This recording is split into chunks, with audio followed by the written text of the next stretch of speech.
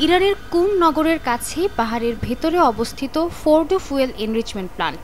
সাম্প্রতিক স্যাটেলাইট চিত্রে দেখা যায় 5টি টানেল, বিস্তৃত নিরাপত্তা বেষ্টনী ও একটি বিশাল সাপোর্ট স্ট্রাকচার, কিন্তু এগুলোই কেবল দৃশ্যমান। 2009 সালে এই কেন্দ্রের অস্তিত্ব ফাঁস হওয়ার পর থেকেই এটি ঘিরে রয়েছে নানা জল্পনা কল্পনা। ইসরায়েলি গোয়েন্দাদের হাতে চুরি হওয়া অসংখ্য ইরানি নথিতে দাবি করা হয় 80 থেকে 90 মিটার মাটির নিচে গড়ে তোলা এই কেন্দ্রের মূল লক্ষ্য হচ্ছে উচ্চমাত্রায় সমৃদ্ধ ইউরেনিয়াম তৈরি, যা সরাসরি পরমাণু অস্ত্র নির্মাণে ব্যবহারযোগ্য।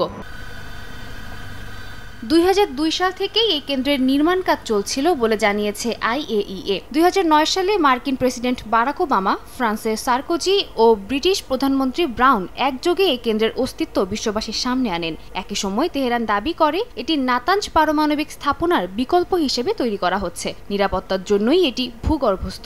3000 সেন্ট্রিফিউজ ধারণ ক্ষমতা সম্পন্ন এই কেন্দ্রে 2015 সালের পারমাণবিক চুক্তি অনুযায়ী কার্যক্রম বন্ধ হয়েছিল, কিন্তু ট্রাম্প প্রশাসন চুক্তি থেকে সরে যাওয়ার পরই সবকিছু আবার ঘুরে দাঁড়ায়।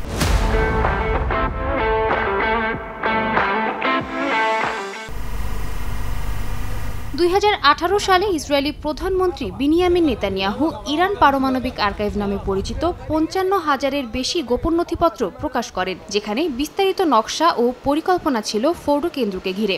এই দলিল অনুযায়ী প্রতি বছর অন্তত 1 থেকে 2টি পারমাণবিক বোমা তৈরির জন্য প্রয়োজনীয় মাত্রার ইউরেনিয়াম উৎপাদনের পরিকল্পনা ছিল ইরানের। আন্তর্জাতিক পরমাণু সংস্থা IAEA এর সর্বশেষ প্রতিবেদনে বলা হয়, সেখানে এখন রয়েছে 2700 সেন্ট্রিফিউজ এবং 60% সমৃদ্ধ ইউরেনিয়ামের মজুদ, যা অস্ত্র ব্যবহারের মাত্রার প্রায় কাছাকাছি।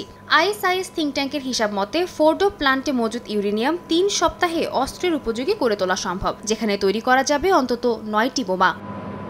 সাদিয়া তাসনিম, সময় সংবাদ।